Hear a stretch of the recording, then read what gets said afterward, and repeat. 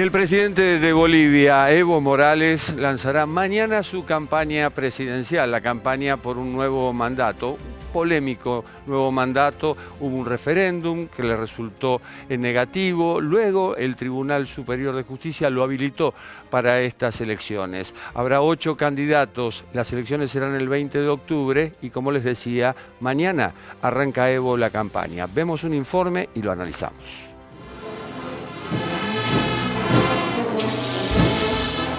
La previa de las elecciones en Bolivia presenta un escenario fragmentado. Evo Morales irá por su cuarto mandato el próximo 20 de octubre. En la vereda opositora son 8 los candidatos, entre ellos expresidentes y una mujer. De acuerdo a las encuestas, los 2 postulantes mejor posicionados para enfrentar a Morales son el exmandatario Carlos Mesa, por Comunidad Ciudadana, y el senador Oscar Ortiz, por Bolivia Dice No. El tribunal no da ninguna explicación, nos coloca a todos en la misma lista para habilitar de manera tramposa a Evo Morales y Álvaro García. Mi expresión es de profunda indignación, como la de todas las personas que estamos aquí esta noche en la Plaza Baroa. Lamentablemente tenemos un país confrontado y nuevamente dividido por esta pretensión de reelegirse a como dé lugar, aún en contra de la Constitución. ¿Qué debiera hacer el presidente?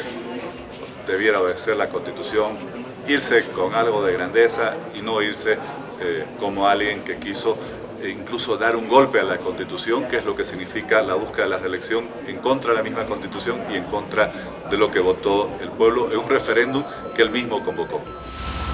Según los sondeos, Morales promedia un 34% de intención de voto y le sigue Mesa con un 28%.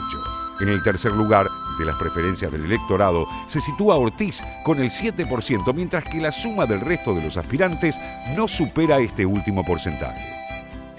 Nosotros como gobierno garantizaremos que la economía seguirá creciendo de manera sostenida. Repito nuevamente, tenemos un gran proyecto económico, 2025, que el salario de los bolivianos seguirá incrementándose, que los bonos y rentas se mantendrán, se respetarán y paulatinamente seguirán mejorándose. El panorama se complica para Morales en segunda vuelta, aunque a 5 meses de los comicios es prematuro vaticinar un resultado. En principio, el MAS perdería los 2/3 del Parlamento.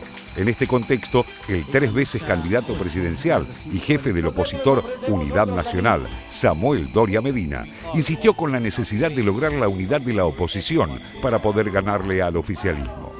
En el corto plazo, no hay indicios de una alianza disidente. Solo la unidad y la movilización en las calles vamos a revertir a la tiranía de este país. No vamos a permitir ningún régimen castrochavista que quiera implementarse en este país. Sinceramente es una alegría para nosotros. Esto nos da a trabajar en la campaña electoral, nos da fortaleza, porque el pueblo sabio en la cancha definirá quiénes van a ganar. En tanto, esta semana subió la temperatura electoral. Morales acusó a Mesa, su más importante rival, de haber evadido impuestos en la venta de un departamento a un ex policía vinculado con el narcotráfico. El dato surgió de un informe que el Banco Mercantil le envió a una comisión parlamentaria que investiga sobre la posible conexión de políticos bolivianos en la causa Lavallato. Desde el momento que hemos enfrentado, sean militantes o no militantes, sean autoridades o no autoridades, y quiero decirles, 0 de tolerancia a la corrupción. El actual presidente busca su cuarto mandato consecutivo en medio de críticas de la oposición que le reprocha haber desconocido el resultado del referendo de 2016 contra su reelección.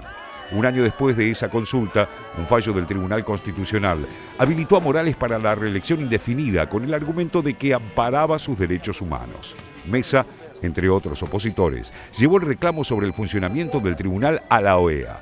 También un grupo de senadores y diputados envió un mensaje a la Casa Blanca, alertando sobre el supuesto atropello a la Constitución en Bolivia. Ya instalados en temporada de campaña, los candidatos afinan su estrategia comunicacional en las redes. Si bien hasta el momento el país andino no tuvo grandes avances en ciberpolítica, según destacan los expertos, en estas elecciones la atención se concentrará más en Twitter, Instagram y Facebook. Morales reunió a sus asambleístas y les pidió unirse a las redes y difundir los logros alcanzados, en 13 años de gestión. Las campañas ya no se hacen pintando paredes, se hacen en redes sociales, lanzó el mandatario.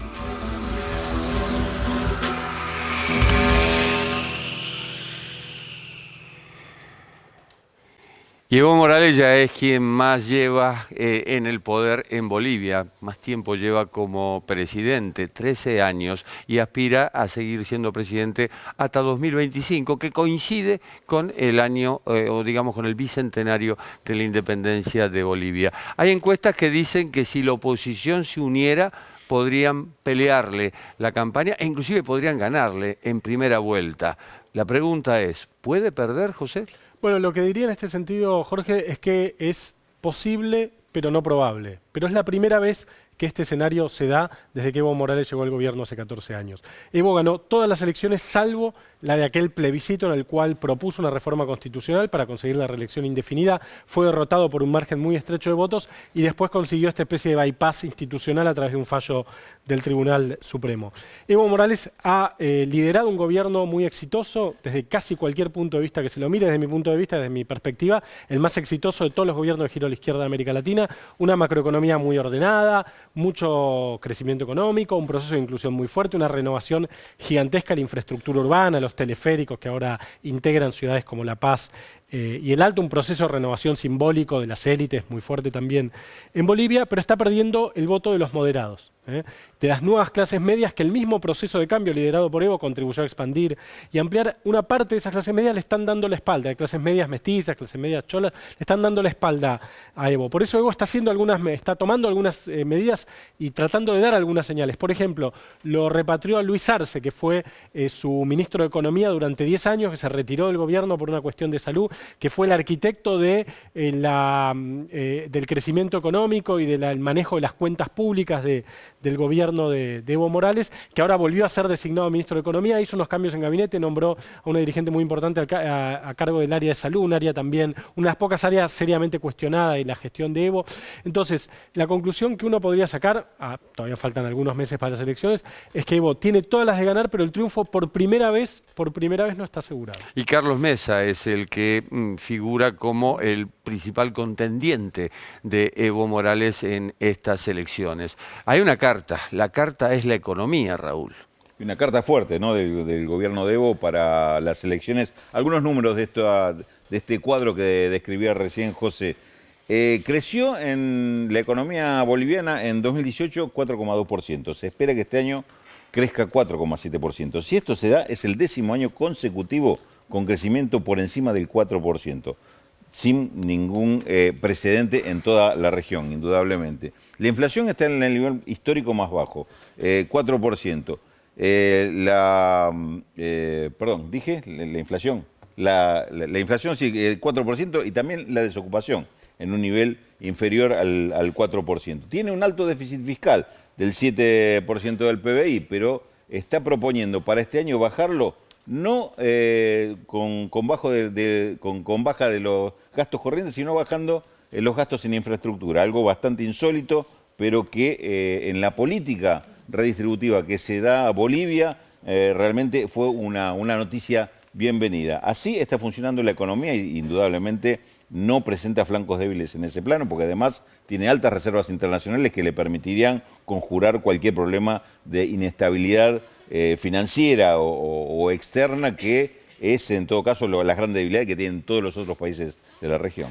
La oposición le llevó la queja por la nueva candidatura de Evo Morales al secretario general de la Organización de los Estados Americanos, que está de visita en Bolivia, Luis Almagro. ¿Qué pasó, Natalia? Sí, y que el lunes está en la Argentina. Bueno, como es la política, así como Evo ya entra a la historia por ser lo que ha sido en Bolivia, el primer presidente de pueblos originarios, exitoso, una experiencia de izquierda que ha funcionado muy bien y que ha transformado a Bolivia. Esta ruta que ha decidido emprender por la reelección indefinida puede opacar y degenerar bastante ese proceso. También la política es la política y Almagro es parte de eso. En 2017 Almagro era un crítico acérrimo de esto. De hecho, lo tuiteaba, lo declaraba, decía que estaba en contra de lo que el pueblo había decidido en ese referéndum, de oponerse mayoritariamente a la posición de Evo Morales de buscar otra elección, una reelección más. ¿Qué pasa ahora? Bueno, estuvo hoy en Bolivia, sonrisa va, sonrisa viene, y el secretario general, que también busca un nuevo periodo al frente del máximo organismo interamericano, le dio un fuerte espaldarazo y ¿qué dijo? Dijo que ir en contra de esto, del deseo de Evo, sería discriminatorio. Obviamente se le fueron encima Carmen Eva González, que es la candidata más a la derecha, Carlos Mesa un poco más discreto, también Oscar Ortiz, otro de los candidatos que se postula entre los 8. Así que bueno, es un proceso que está todavía ardiendo. Es interesante además por las diferencias que han tenido Evo Morales con Luis Almagro por dos temas cruciales de América Latina, Venezuela y Nicaragua. Tenemos otro testimonio, el del ex canciller Fernando Mamani, lo compartimos. La historia de Bolivia a partir de Evo se va a tener que explicar antes y después de Evo, porque ha sido toda una inflexión histórica que estamos viviendo. Por los resultados, un tema delicado, sensible, que se exige a los gobiernos es el tema de los resultados económicos. Evo Morales ha tenido todo un proceso, una estabilidad económica, política, social inédito y un crecimiento económico importante liderando la región. Eso nosotros no lo afirmamos, lo afirma el Banco Mundial, el Fondo Monetario Internacional. ¿Qué nos falta? Nos falta ese tiempo, porque recordemos que estamos saliendo de un proceso de un sometimiento lamentable, histórico, como muchos países de Latinoamérica, de haber querido seguir recetas que no dieron resultado. Los procesos revolucionarios emergen por las necesidades de los pueblos, que los gobiernos neoliberales no solucionaron. Por lo tanto, muchos caen en ese juego, los de la derecha especialmente, en querer favorecer a intereses ni siquiera nuestros, sino a intereses ajenos. Estados Unidos está metido por ahí. Han tratado de ligar lo liberal, lo neoliberal, como los custodios de la democracia, y nosotros de los procesos revolucionarios como dictadores. Y mucha gente se lo cree. Algunos jóvenes que no saben de la realidad que tú y yo conocemos, se la creen. Entonces están jugando con una sensibilidad, que eso realmente es indigno, una sensibilidad en generar falsos imaginarios en búsqueda de revertir la presencia de Evo, porque Evo con su presencia no solamente ha levantado Bolivia, sino ha recuperado nuestra dignidad. Mañana será el acto de campaña, el primero de Evo Morales ahí en Cochabamba, y el 20 de octubre las elecciones. Pausa, volvemos.